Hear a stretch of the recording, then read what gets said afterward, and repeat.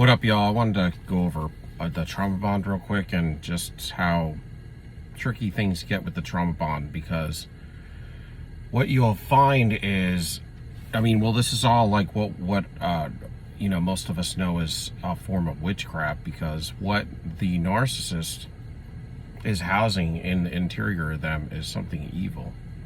It's not just them there, okay? And a lot of times it makes you wonder if they're even there at all. It's just that dark energy by itself. But if you ever pay any attention to, which I know you have, but when you get into the meeting of the narcissist, right away you may feel butterflies. Butterflies is what I call a feel-good red flag, because the butterfly is kind of like you're getting your intuition telling you that you're dealing with a bad subject, and then you're getting love bombed at the same time, so it makes you flutter. And so it's kind of what I call a feel-good red flag. But that's where a lot of this stuff starts.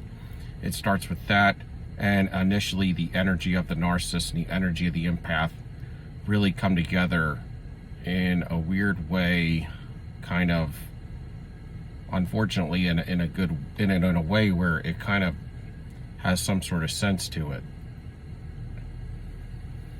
Kind of. That's how it kind of feels, because you grew up with this type of energy, so it kind of is nostalgic, and it's kind of like you're kind of intrigued because the narcissist is not telling you who they are. So that's kind of part of your intuition too. That intrigue sometimes should be taken as a red flag to leave.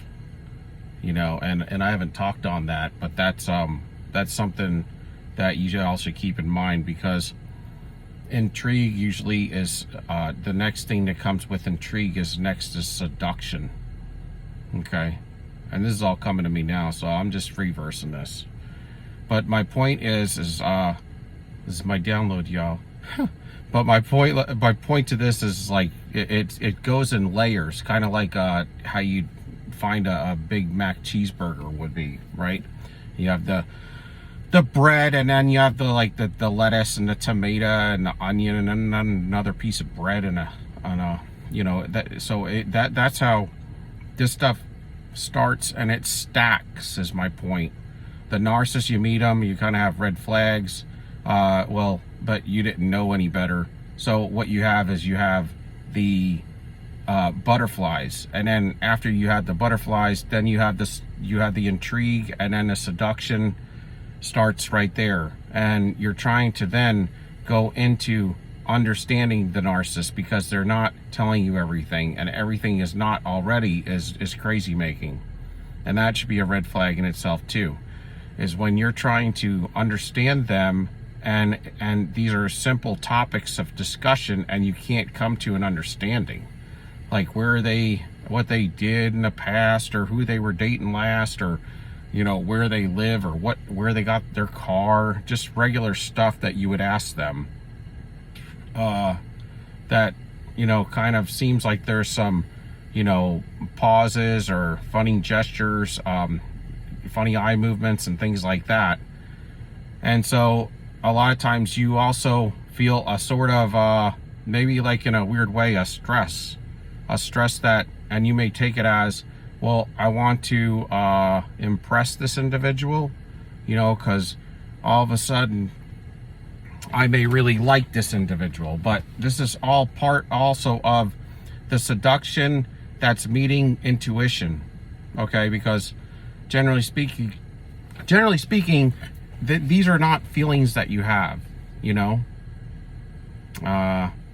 should feel comfortable when you meet somebody, and that you shouldn't have to prove everything to them, because the narcissist kind of makes you feel like you got to prove yourself, and that's an energy that you're feeling around you. And then what you'll find next is that in the early stages, maybe they will wait a while to answer the phone, or in the very beginning, or text you back, and that in itself shows that there's some player action there, and player action, the old player has always been the narcissist. So, you know, keep that in mind. Somebody should text you, you know, reasonably speaking, generally right away or within a reasonable period of time. You know, not always, but until you get that sort of, you have that comfort in knowing that, you know, you can count on them. Then if the texts and things come a little later, then it's not that big a deal. And I even had the one I was seeing tell me that, you know, she did that stuff on purpose, which I kind of already knew. But, you know, when you continue to, you know, to take the plow and push it even deeper into the relationship, when I say the plow because your intuition is all around you telling you no. And it's kind of interesting how when you wake up, you can kind of in hindsight see these things. And it's almost like the fog has been lifted and the spell has been broke. So as it continues, they do that data mining, find out everything they can about you. They're wearing their mask right. They're mirroring back to you yourself, and everything looks like what they used to call, or what they call, you know, the soulmate or the twin flame or whatever, which is always the imposter, which is the narcissist faking it. And then you know, the love bomb, of course, and sometimes there's gift giving there. They put you on the pedestal, and then, you know, the next thing is you might defy them and have some miscalculation or something. Next thing you know, you're starting to have these little rules coming across, like to where, you know, things that are tricky little things that you normally would do, quirky little things, and then they have a problem with it. So right away they're taking you away from your own character, your own innate self or whatever, you know, what makes you special and unique. And so from there, the rules, and then they get into triangulation and then breadcrumbing, and then they might ghost you and then come back, and then you're pretty much fully trauma bonded at some point after you have sex and stuff like that. And what's interesting about all this is all the witchcraft and the layering. They will bait you back into the relationship if you had a couple of days off because you got in an argument because they ghosted you. And then, you know, from there, it's almost as if you're fully trauma bonded to where now they can just do whatever. And they do. You know, they start to continue to manipulate you. You start to second guess yourself, and then you're doubting yourself on a regular basis. And when you get into the thing about the narcissist is when you are trying to understand the narcissist to the point that you can't, but you keep trying, and then that turns into, you know, continued investigation, and you got your emotions all screwed up, and you've already given them up, they've been hijacked. But then, because you're trying to figure them out, because normally you can figure people out, but you can't with the narcissist, and that's because you got to understand that the reason why you can't figure a narcissist out is because you're dealing with a devil and a demon. Okay, and this is kind of what hit me last night, is you can figure out most people, but you can't figure out the narcissist, and then you get to where you're ruminating on it. And that is like a huge part of the trauma bond later down the road, is when you're separated from them, but you're ruminating. And you're ruminating, it all starts because you are trying to understand their crazy making, and you can't. And you can't because not only is it crazy, but when you have something that is non-humanity living and indwelling in humanity, meaning you have a demon in somebody, then that's why all of their thinking is backwards from humanity. That is the telltale sign. Okay, and no love, where their love is power and control. That's the enemy. That's the demon. Okay, the track that they're running on, that's the demon. Okay, all of this trauma bonding, I mean, if you changed it up and called it witchcraft, that would be the demon. Okay, but then when you're trying to understand somebody and you can't, it's because they're completely opposite of humanity, and it's just insensible. And it's insensible and it's nonsense because you're dealing with the demon and you're trying to understand.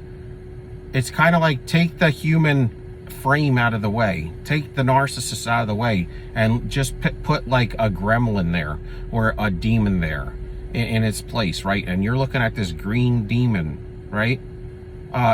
You know, and if you were trying to understand a demon that you're looking at instead of the narcissist, and you know you can't, that would make sense to you because they're green and they don't look like us, and they're not from this world.